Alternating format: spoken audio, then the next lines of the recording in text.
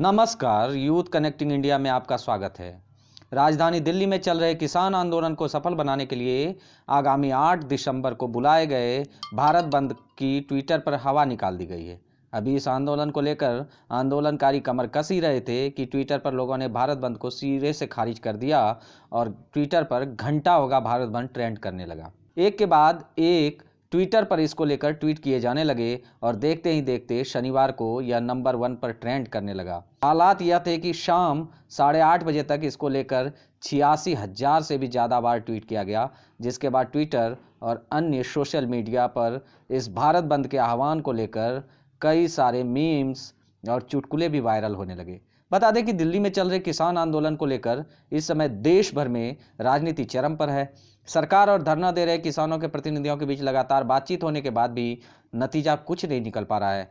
किसान कृषि संशोधन कानून की वापसी से कम पर मानने को राजी नहीं है, जबकि सरकार किसी भी सूरत में कानून को वापस लेने के मूड में नहीं दिख रही है। लगातार धरने का कोई नतीजा नहीं निकलता देख किसानों ने 8 दिसंबर को भारत बंद का आह्वान किया, लेकिन लगता है देश का मूड उनके पक्ष में नहीं है और ट्विटर पर हजारों लोगों ने इस बंद के खिलाफ ट्वीट करना शुरू कर दिया। अपने ट्वीट में लोगों ने हैशटैग घंटा होगा भारत बंद भी लिखना शुरू कर दिया है, जिसके बाद यह हैशटैग शाम तक ट्विटर पर 1 नंबर पर ट्रेंड करने लगा। सबसे ऊपर ट्रेंड करने के बाद लोगों की इसको लेकर संलिप्तता बढ़ने लगी और फिर एक के बाद एक इससे लेकर मीम्स और चुटकुले भी शेयर किए जाने लगे। कुछ लोगों ने एक फ़ोटो शेयर करना शुरू कर दिया जिसमें लिखा था, मैं किसान हूँ और मैं धरने पर नहीं खेत में हूँ। इसके कई लोग इसे राजनीति से भी जोड़कर देख रहे थे। उधर अभिनेत्री कंगना रनौत का किसानों को लेकर किया गया एक ट्वीट ऐसा वायरल हो रहा है कि उनकी मुसीबत कम होने के बजाय बढ़ती ही चली जा रही है। दरअसल किसान आंदोलन के बहाने कंगना रनौत ने शाहीन बाग वाली दादी को लेकर विवादित टिप्पणी कर दी थी।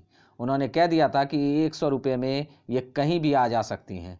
हालांकि बाद में बढ़ता विवाद देखकर कंगना ने वो ट्वीट डिलीट कर दिया था, लेकिन कंगना के उस ट्वीट के बाद से बॉलीवुड के कई सेलिब्रिटी ने उन्हें अपने निशाने पर ले लिया।